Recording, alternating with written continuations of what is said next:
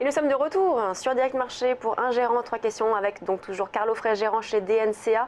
On va parler ce matin du fonds DNCA Invest Europe Growth, le fonds que vous gérez.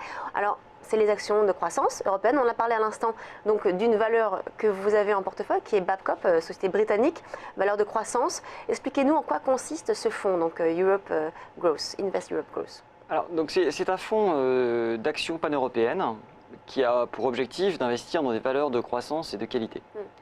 Donc on investit qu'en Europe occidentale, c'est un fonds PEable. C'est un fonds qui investit aussi bien sur les grandes capitalisations que les moyennes capitalisations. Pour nous, peu importe la taille de la société, ce qui compte, c'est la qualité de ses fondamentaux et sa valorisation. Alors c'est un fonds concentré, hein, c'est un fonds puisqu'à peu près le top 10 fait la moitié de l'encours. Donc on ignore complètement les indices des références pour construire nos portefeuilles. Et puis enfin, c'est un fonds pur, puisque c'est un fonds exclusivement action, et nous n'utilisons jamais de produits dérivés, ni d'ETF. Donc voilà les caractéristiques globales du fonds. Votre stratégie de gestion dans ce fonds, donc Europe, Invest Europe Growth? Alors, donc c'est un fonds de croissance, un fonds de qualité. Donc on a 8 critères de sélection qui permettent de filtrer l'univers pan-européen pour en faire un portefeuille d'une quarantaine de valeurs de croissance de qualité à prix raisonnable. Et évidemment, le critère le plus important, c'est la croissance organique future du chiffre d'affaires de la société. Alors la croissance organique, en fait, c'est la vraie croissance sous-jacente de la société. Retraiter des effets périmètres, des effets devises. Donc c'est une croissance qui est tirée soit par les volumes, les prix, ou la somme des deux. Il y a très peu de sociétés en Europe aujourd'hui qui sont capables de respecter ce critère. On estime qu'il y a environ que 10% de la cote qui est éligible… sur le stock 600 sur le stock, non, au global. Sur les 2500 sociétés larges et moyennes, il n'y a près que 10%. Donc de facto, on élimine des pans entiers de la cote dans des secteurs où il n'y a pas de croissance. Donc finalement, vous avez un vivier de combien de valeurs à peu près? Environ 150, 200 maximum. Et après, il y a 7 autres critères, notamment la valorisation, parce que c'est quand même le talon d'Achille de la gestion croissance, c'est que certains gérants croissance ont tendance à survaloriser la qualité.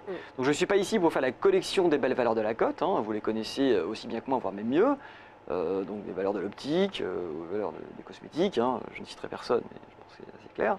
Donc ces sociétés sont des sociétés remarquables, mais les multiples de valorisation sont malheureusement tout aussi remarquables.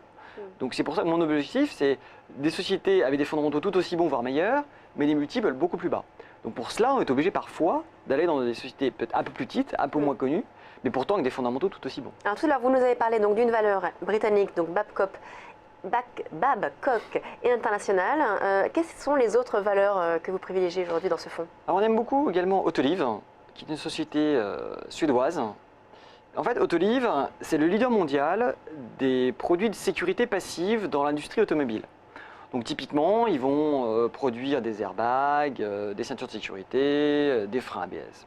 Alors c'est un secteur qui est assez concentré, puisqu'en fait il y avait jusqu'à présent 3 opérateurs. Vous aviez Autoliv, TRW l'américain et Takada le japonais. Malheureusement, ce oligopole chaleureux est en train de voler en éclats. Parce que Takata, qui est le japonais, a de gros problèmes de qualité, de fiabilité sur ses airbags. Donc finalement, Autoliv récupère un peu de marché alors. En fait, ils étaient 3. La question, vont-ils être 2 ou 2,5? Et même les grands constructeurs japonais, qui sont habituellement très fidèles avec leurs fournisseurs, ils ont une relation quasi familiale avec leurs fournisseurs, même les grands constructeurs japonais abandonnent les uns après les autres Takada, puisqu'il semblerait, je parle conditionnel, parce que bon, c'est pas à moi de le… il y a des jugements en cours. Hein. Enfin, il semblerait qu'il y ait eu des dissimulations d'informations. Et même Honda, Mitsubishi ou Nissan, les uns après les autres, annoncent qu'ils vont travailler désormais avec les alternatives que sont TRW ou Autoliv. Donc c'était une activité qui était déjà très rentable et qui va le devenir encore plus. Donc Babcock, Autoliv, vous avez également Ryanair, c'est une valeur… Alors en revanche, on n'a pas vraiment le temps d'en parler, c'est juste pour le préciser, donc Ryanair, aussi valeur de croissance qui fait partie du fonds que vous appréciez. Le fonds, juste pour terminer, donc DNCA Invest Europe Growth, la performance, c'est une performance de peu près de… Alors on va bientôt fêter les 3 ans du fonds, puisqu'il a été créé fin 2012, donc on a une surperformance aussi bien sur quasiment les 3 dernières années que l'année en cours. Donc d'environ 9 points cette année et d'à peu près 21 points depuis la création, avec une bien moindre volatilité. Donc nous sommes pour l'instant satisfaits des 3 premières années de ce fonds. Merci beaucoup Carl Lefray, donc gérant chez DNCA. On marque une très courte pause, on se retrouve tout de suite sur Direct Marché.